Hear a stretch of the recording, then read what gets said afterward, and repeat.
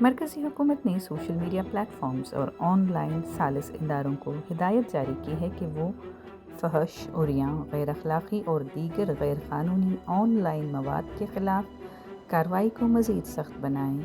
یہ تازہ ایڈوائزری وزارت الیکٹرانکس اور انفارمیشن ٹیکنالوجی نے جاری کی ہے۔ وزارت کے مطابق اسے عوام، متعلقہ فریقین اور عدالتوں سے بار بار ایسی شکایات موصول ہوئی ہیں جن میں آن لائن مواد کو شائستگی اور فحاشی سے متعلق قوانین کی خلاف ورزی قرار دیا گیا ہے۔ ان خدشات کو پارلیمنٹ میں بھی اٹھایا گیا اور بعض معاملات کو قانون نافذ کرنے والے اداروں کے حوالے بھی کیا گیا ہے۔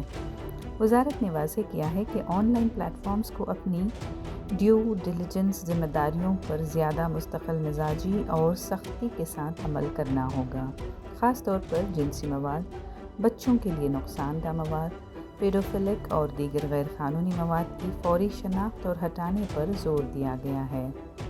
ایڈوائزری میں یاد دہانی کرائی گئی ہے کہ انفارمیشن ٹیکنالوجی ایکٹ کے تحت آن لائن ثالثوں کو حاصل قانونی تحفظ اس شرط پر ہے کہ وہ انفارمیشن ٹیکنالوجی رولز 2021 کی مکمل پابندی کریں گے۔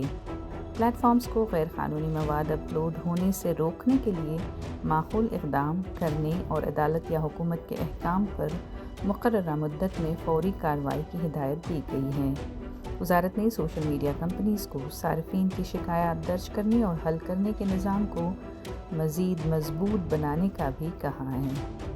بڑی سوشل میڈیا کمپنیز کو ہدایت دی گئی ہے کہ وہ خود کار اور جدید ٹیکنالوجی پر مبنی نظام استعمال کریں تاکہ اس قسم کے مواد کے پھیلاؤ کو بروقت روکا جا سکے۔ ایڈوائزری میں 24 گھنٹے کے اندر مواد ہٹانے کے اصول کو دوبارہ بتایا گیا ہے، جس کے تحت شکایت موصول ہونے کے ایک دن کے اندر مواد ہٹانا لازمی ہے۔